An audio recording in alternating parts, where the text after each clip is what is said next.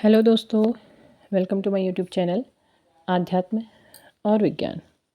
आज का जो मैं वीडियो लेकर के आ रही हूँ वो इस विषय पे है कि जो लोग इस जर्नी में हैं, जो इस यात्रा को कर रहे हैं, वो इस दुविधा में हैं कि आखिर इस जर्नी का पड़ाव क्या होगा, अंतिम पड़ाव क्या होगा, आखिर इस जर्नी को कहाँ पहुँचना है। वैसे मैंने पहले भी इस विषय पे वीडियो बनाया था कि इस जर्नी का लक्ष्य क्या है, तो आज उसी में आगे अगले भाग पर बात करते हैं। जो लोग इस यात्रा में काफ़ी आगे बढ़ चुके हैं, काफ़ी बैलेंस हैं, लेकिन कभी कभी उन्हें ऐसा महसूस होता है कि जैसे कुछ कमी है, कुछ बेचैनी है।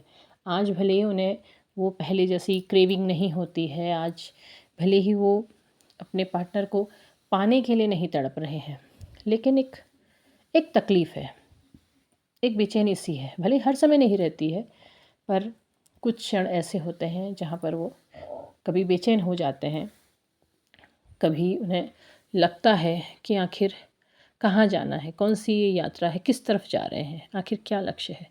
तो देखिए, ये जो जर्नी है, इसका लक्ष्य वहाँ है जहाँ आपका सोल पर्पस लिखा हुआ है। देखिए, सोल पर्पस क्या होता है कि आपका निर्धारित होता है, आपकी जो सोल का पर्पस है वो निर्धारित होता है, पूर्व होता है, वो ईश्वर द्वारा निर्धारित किया गया होता है। उससे आपकी उम्र के किस पड़ाव में आपसे टकराना है, ये भी उनके द्वारा निर्धारित किया गया होता है, ये आप नहीं निर्धारित कर पाते हैं। इसीलिए तो जीवन के एक ऐसे दौर पे आप ऐसे शख्स से टकरा जाते हैं जो आपको इतना बड़ा ट्रिगर देके चले जाते हैं। हो सकता है इससे पहले भी बहुत से लोगों के जीवन में कई लोग आए होंगे, लेकिन शायद तब ऐसी तड़प ना हुई हो, या तब आपने उस दृष्टि से किसी को देखा ही ना हो। दोनों ही स्थितियाँ हो सकती हैं। तो ऐसा इसी उम्र में क्यों, या आपकी उम्र के आप जिस किसी भी उम्र में हैं, आप उसी समय क्यों? इसका मतलब क्या है? इसका मतलब ये है कि आपका सोल पर्पस आपकी ओर को बढ़ रहा है। आप साधना तो कर रहे हैं, लेकिन आपको समझ नहीं आ रहा है कि आपका सोल पर्पस क्या है, या आपको कहाँ जाना, आपको क्या करना है, क्यों? तो इसका मतलब ये है कि आप अभी भी अपने सोल पर्पस से नहीं मिले हुए हैं। अभी भी आपको उसमें आगे अपने पर और काम करना है, अभी भी समझना है, अभी भी आपके जो ज्ञान चक्षु हैं वो वहाँ तक खुलने हैं, उस स्थिति तक पहुँचना है जहाँ पर आप पहचान सकेंगे कि आपका पर्पस क्या है। इसको एक कथा के माध्यम से समझते हैं। कथा से मतलब है कि आपने गौतम बुद्ध के बारे में पढ़ा है, सुना भी है, उनके जीवन से समझते हैं। देखिए, सोल पर्पस केवल ट्विन फ्लेम जर्नी वालों का नहीं होता है, बल्कि सोल पर्पस औरों का भी होता है। बहुत सी सोल जर्नी होती हैं। तो एक सोल जर्नी गौतम बुद्ध की भी थी। उनके लिए बचपन से ही कह दिया गया था कि ये बैरागी हो जाएगा, ये सन्यासी हो जाएगा, अगर इसने जीवन में दुख देखा तो ये नहीं रहेगा यहाँ। तो उन क्योंकि राजा के पुत्र थे, तो इसलिए उन्हें हमेशा ऐसी परिस्थितियों से बचा करके रखा जाता था जहाँ वो दुख को ना देखें। दुख को नहीं देखने का प्रयास राजा के द्वारा किया जा रहा था कि उनका बेटा कभी भी किसी को दुखी ना देखे, या कोई ऐसी तकलीफ़ वाली कोई चीज़ देखे ही ना। लेकिन उनके द्वारा जो प्रयास किए जा रहे थे, उनके सफल होने के पीछे कारण ये था कि उस उम्र में उनको उनके सोल पर्पस से मिलना तय नहीं था। और जब उनका सोल पर्पस उनकी तरफ को बढ़ा, तो अपने आप ही सारी की सारी परिस्थितियाँ एक चक्र की तरह उनके सामने आ गई। कहीं उन्होंने बीमार लोग देख दिए, कहीं उन्होंने मृत्यु देख दी, कहीं उन्होंने रोते हुए तकलीफ़ में लोगों को देख लिया। तो क्या हुआ? तो उनका वो पर्पस उनकी तरफ को बढ़ गया। लेकिन इसके पीछे एक चीज़ सोचिए, ये तो बाहर की कथा है कि बाहर से हाँ राजमहल में रहते थे, इस तरीके से रहते थे, लेकिन उनके मन के अंदर वो तड़प बनी हुई थी, वो तकलीफ़ बनी हुई थी, जिससे वो जुड़ना चाहते थे। उन्हें समझ नहीं आता था कि आखिर उनके अंदर एक तकलीफ़ क्यों है, लेकिन वो उस तकलीफ़ को नहीं पहचान पाते थे। एक पक्षी को तीर लगा और वो तड़प उठे, क्यों? वो तड़प उनके हृदय के अंदर बनी हुई थी। उनकी जो सोल जर्नी थी, उस जर्नी का प्रारब्ध तय था। उस कमी को, उससे सोल को जुड़ना ही था। इसीलिए परिस्थितियाँ बनी तो तुरंत क्या हुआ? तुरंत वो डिटैच हो गए। वो उनकी उस जर्नी ने उनको अपनी ओर खींच लिया और वो घर छोड़ करके चले गए। क्यों? उनका पर्पस ही वही था।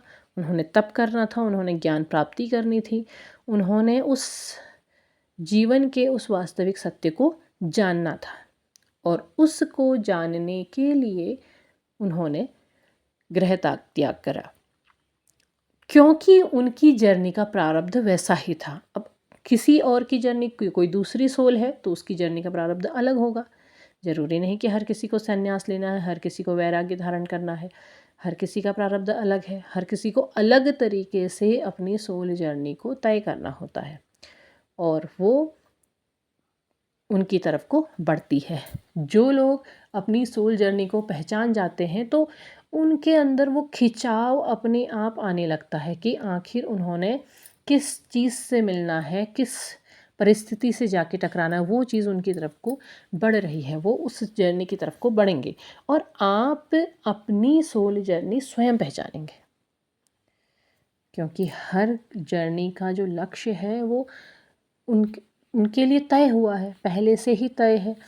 तो आप उसे स्वयं पहचानेंगे, स्वयं आप उसकी तरफ को बढ़ेंगे और जिस दिन आप अपने सोल पर्पस से मिल जाएंगे, जिस दिन आप अच्छी तरीके से समझ जाएंगे कि आपको इस दिशा में आगे बढ़ना है, उस दिन आपके अंदर की जो तड़प है वो अपने आप समाप्त हो जाएगी। क्योंकि ये जो सेपरेशन का फेज़ है ये आपके उस तरफ बढ़ने का एक हिस्सा है, आपके मार्ग का एक हिस्सा है और आप उसे इस तरीके से एक्सेप्ट कर लेंगे, आप उसे इस तरीके से स्वीकार कर लेंगे कि फिर आपके अंदर वो तड़प नहीं रहेगी, क्योंकि फिर जो चाह होती है पाने और खोने से ऊपर हो जाती है, फिर वो परिस्थिति नहीं रहती है। पा लेने खो देने से परे जो बूंद मुझ में होगी वो तुझ जैसी ही होगी। मतलब फिर वो शिवमय, या आप जिसको भी मानते हैं, आप जिस शक्ति, इस ब्रह्मांड, इस विश्व, इस परम शक्तिमय उस स्वरूप जैसी होगी, क्योंकि उसी स्वरूप से तो आप आए हैं। तो आपकी तड़प आपको खींचती है वहाँ को जहाँ को आपने जाना है, आपका लक्ष्य आपको खींच रहा है। इसीलिए गौतम बुद्ध को भी खींचा, इसी ने स्वामी विवेकानंद को भी खींचा। आपने स्वामी विवेकानंद की भी कथा पढ़ी हुई है। स्वामी विवेकानंद के घर से उन्हें दबाव डाला जाता था कि पैसे कमाओ, धन कमाओ और जो भी सीखा पढ़ा है उस विद्या का ऐसा प्रयोग करो कि हम पैसा कमाएं।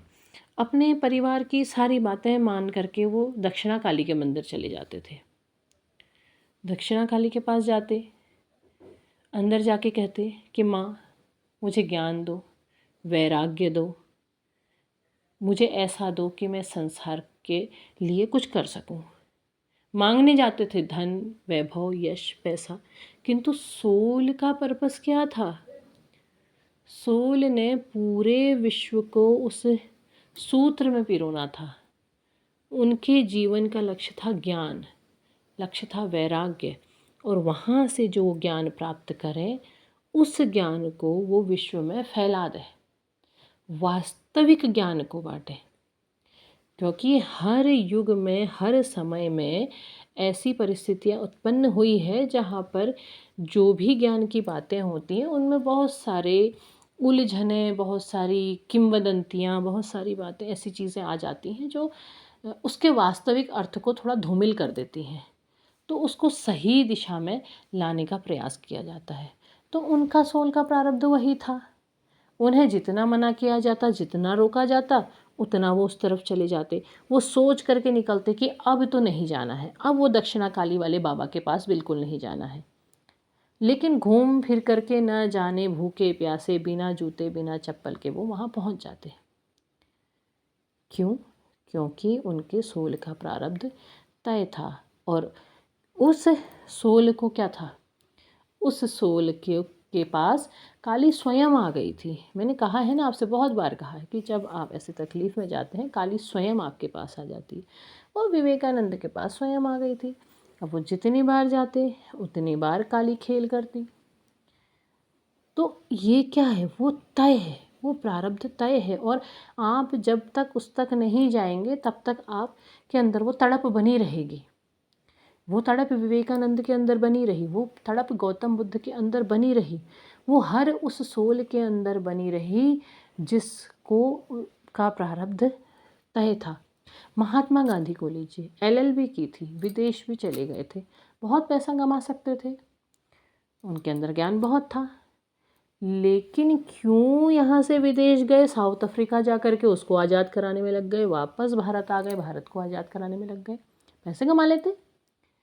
लेकिन उनकी सोल का प्रारब्ध, उनके सोल का जो लक्ष्य था वो तय था।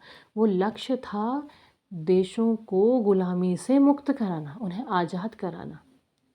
तभी तो उससे जाके टकराए, तभी तो सब कुछ होने के बाद भी सब कुछ त्याग दिया। तो ये ही खिंचाव होता है, जो सोल का, आपके जो सोल का पर्पज़ है उसका खिंचाव आपको अपनी तरफ ले जाएगा ही ले जाएगा। और ऐसी परिस्थितियाँ जब आप सोल जर्नी में प्रवेश कर चुके हैं तो वो तड़प तब तक बनी रहेगी, लेकिन एक समय के बाद वो तड़प नहीं रहेगी। फिर एक आनंद होगा, एक आंतरिक आनंद जो आपके हृदय से उत्पन्न होगा, एक आत्मा से उत्पन्न होगा।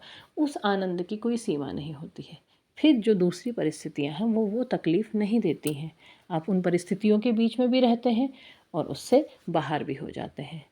तो उम्मीद है आपको मेरा वीडियो पसंद आया होगा। पसंद आया हो तो लाइक शेयर सब्सक्राइब कीजिएगा और अपने विचार ज़रूर साझा कीजिएगा। उम्मीद है मेरे वीडियो से आपके जो प्रश्न हैं वो शांत हुए होंगे। यदि कोई प्रश्न हो आप फिर कमेंट बॉक्स में मेरे साथ साझा कर सकते हैं। मैं ज़रूर प्रयास करूँगी कि आपके प्रश्नों का उत्तर मैं दे सकूँ। तब तक के लिए धन्यवाद।